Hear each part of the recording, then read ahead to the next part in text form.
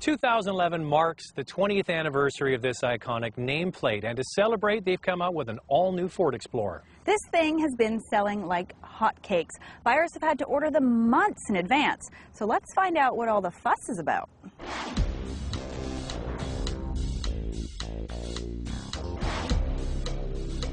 No longer a truck-based SUV, this new Explorer is based on the same car platform as the Ford Taurus, Ford Edge, and Flex crossovers. No longer available with a V8 engine, this new 2011 is powered by a 290 horsepower 3.5-liter V6, and the 2012 will be offered with an EcoBoost turbo 4-cylinder. Now, Lacey, I got to attend the media launch of this vehicle in the San Diego area, and I got to meet the chief engineer of the Explorer. His name's Jim Holland. He was handpicked by the CEO of Ford to build this very important vehicle.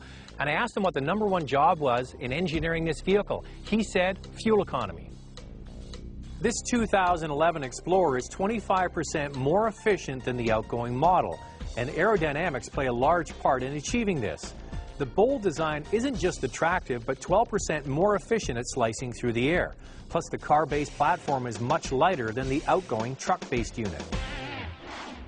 The front grille looks almost Range Rover-like, especially with the color-matched front grille. Now, this new Ford is longer than the model that it replaces, but it's wider than the Flex, so there's plenty of interior space for the standard third-row seats. Now, Ford claims that they benchmarked European luxury crossovers for the interior of this new Explorer, and in many ways they produced a good-looking unit. One major gripe for me, anyway, the dead pedal, the third pedal here on the floor, it's at an angle that I don't find comfortable, and you are not really able to stretch out your left leg, especially on a long trip. The occupant's touch points, like the door and dash materials, are soft and well crafted. The instrument cluster and the center console feature classy-looking backlit and modern buttons. The optional My Ford Touch is the very latest in vehicle entertainment and connectivity. The voice-activated navigation system can search for destinations while the driver stays focused on the road, and the high-end Sony stereo is a tour de force. If you don't like tech-heavy gadgets, this vehicle might not be for you. The instrument cluster is also bracketed by 2 small screens for displaying a variety of vehicle and entertainment information. I'm not a fan of voice commands. I tend to use the touchscreen, which becomes easier to use with each visit.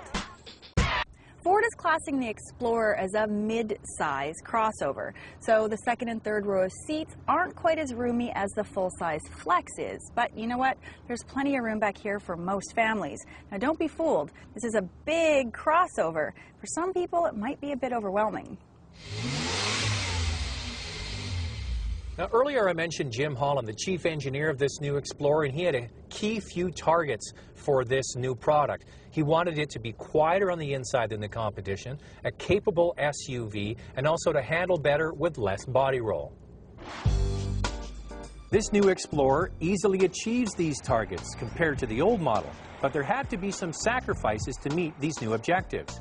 With only 17% of Explorer buyers ever taking their vehicle off-road and 80% never using their Explorer for towing, the new focus was on ride and handling over ruggedness. Now, by using a car-based platform, they're able to save on fuel, but they're also able to dial in the suspension better than a pickup truck-based SUV. So what you get is good on-road dynamics. It corners better, it's smoother on the highway, and you also get a fairly firm ride. In addition, four-wheel drive units have a center controller called Terrain Management for choosing between sand, off-road, and snow settings. These individual programs allow more or less wheel slip depending on the driver's requirements. Okay, I mentioned it earlier, but this dead pedal thing drives me crazy. There's no way to stretch out my left foot. Now, this Explorer feels wide, very wide. Now, recently on the show, we had the new Durango, and it has a much more compact feel when you drive it. This drives beautifully, as we mentioned, the car-based platform, but it feels big and wide, and it's a bit more of a vehicle to maneuver. Now, Ford has another vehicle in their stable that I actually prefer over the Explorer. 3-row, full-size crossover, the Flex. Now, the styling on that is a bit polarizing, but I actually prefer it to the Explorer. Able to tow up to 5,000 pounds, the Explorer is more than enough for most family duties. Now, if you do a lot of towing, a crossover isn't really the way to go. You want a body-on-frame SUV. There's no V8 engine offered, only a 3.5-liter V6 with 290 horsepower, and for 2012, there's an optional 2-liter 4-cylinder turbo EcoBoost engine with a reported 240 horsepower and 270 pound-feet of torque. It's a shame that the other V6 EcoBoost engine found in the Flex and Taurus SHO is not offered in this large vehicle. But with looming fuel consumption targets for all manufacturers, I guess the time is now to wean people off bigger engines.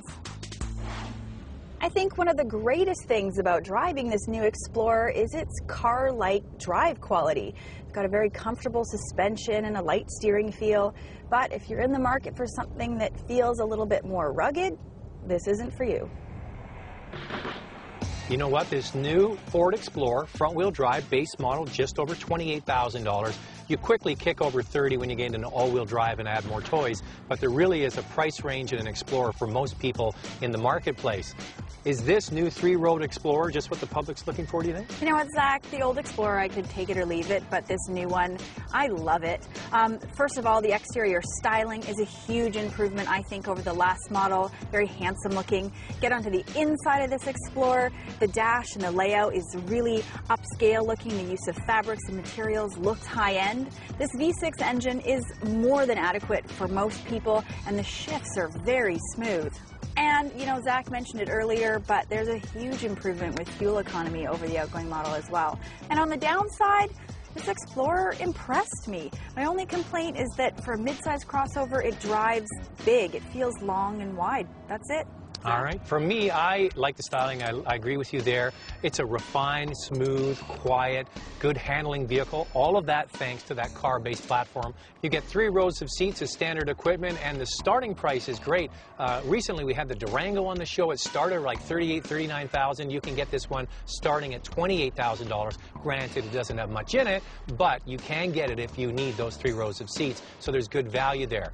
On the downside, the dead pedal. I touched on it a couple of times in the review. Really annoying for me. Lacey didn't notice it at all.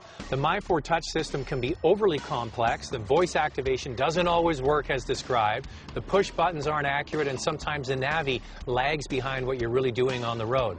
But the biggest one for me, Lacey, is that dead pedal there where the driver puts his left foot. Just doesn't work for me. I find it like the whole time I'm like, oh, I'd like to rip it out. Well, you know what, Zach? I didn't even notice it. I mean, you've got a couple of inches on me, so... Couple.